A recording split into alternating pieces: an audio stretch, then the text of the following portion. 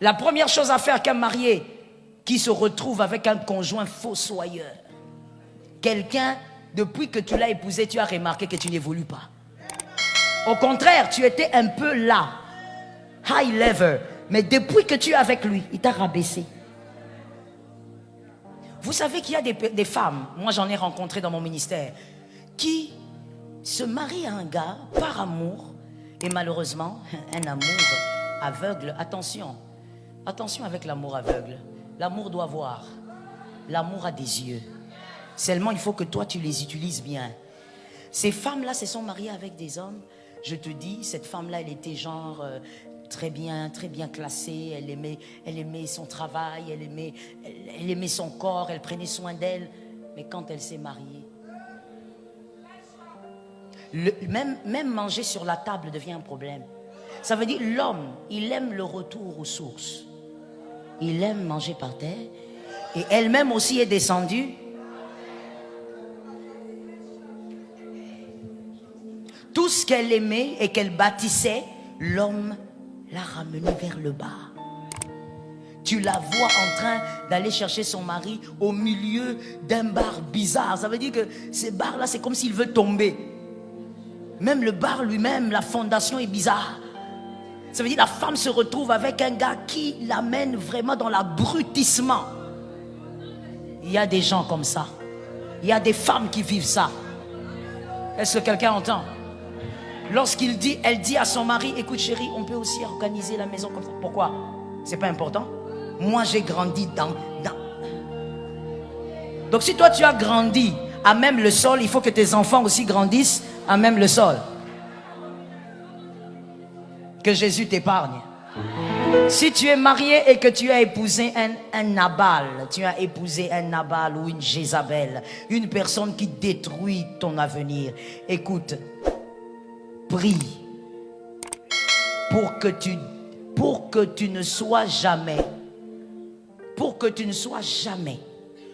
dans une position où on a détruit ta détermination. Tu dois prier pour que Dieu garde ton cœur dans la détermination de ta vision. Tu dois beaucoup prier pour ça, parce que ce n'est pas facile. Mais nous avons vu Abigail a pu le faire. C'était une femme, et donc si elle a pu le faire, il y a un homme, il y a une femme qui peut le faire aussi. Deuxièmement, monsieur le marié, madame, priez encore pour qu'il ne fasse pas de vous un monstre. Priez pour que cette femme ne fasse pas de vous un monstre. Écoutons-nous s'il vous plaît. Si vous rencontrez un conjoint très méchant, très méchante comme conjointe, qui ressemble donc à un monstre, il y a une seule chose à faire pour que vous ne puissiez pas devenir un monstre. C'est laisser la divinité s'élever en vous. Lorsque la divinité s'élève en vous, vous n'êtes plus humain ou humaine, vous devenez divin ou divine. Parce que tout celui qui reste humain et qui rencontre un monstre devient un monstre. C'est comme ça que plusieurs femmes, vous les voyez seulement sourire devant vous.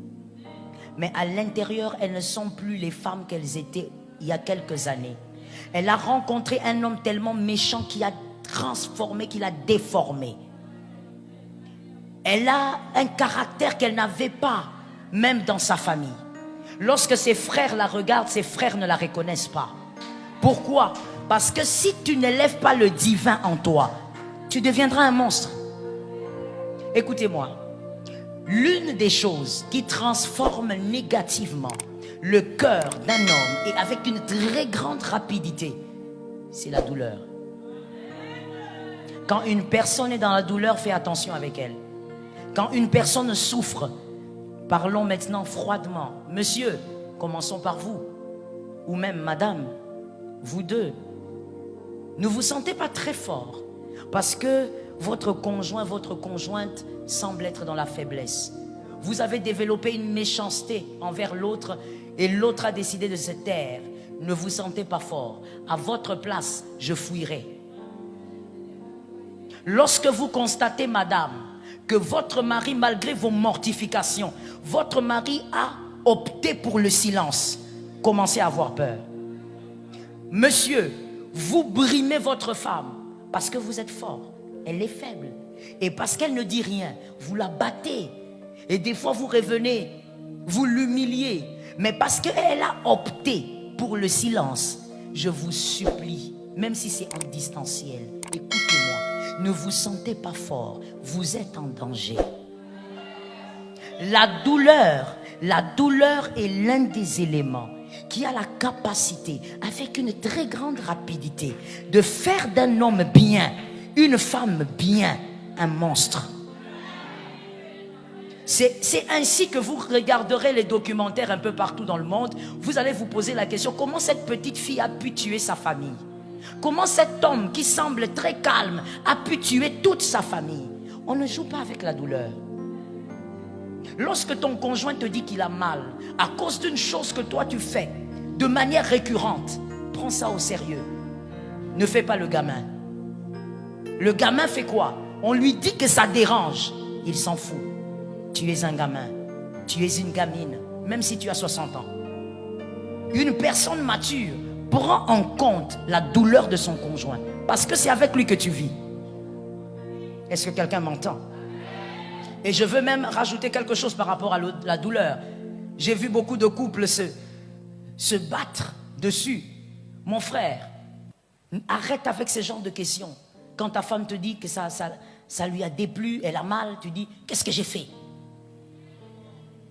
La douleur est relative. Comme la beauté est relative, la douleur aussi est relative. Ce qui ne te choque pas, monsieur, peut choquer ta femme. Et monsieur, mademoiselle, madame plutôt, ce qui ne te dérange pas peut déranger ton mari.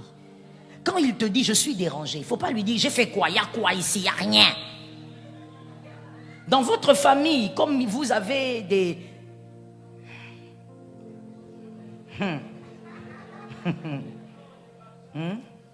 Il y a dans votre famille, toi tu as grandi dans une famille où il y avait des batailles, des combats, des bagarres.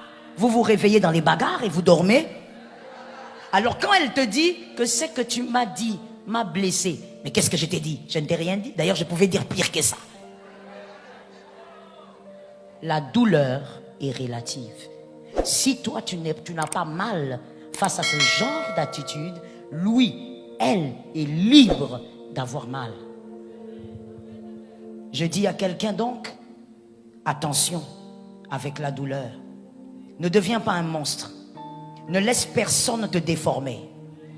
Ne laisse aucun homme, aucune femme te déformer. Tu es marié, tu es déjà dedans, tu as tes réalités, mais ne laisse aucun homme te déformer. S'améliorer est une décision.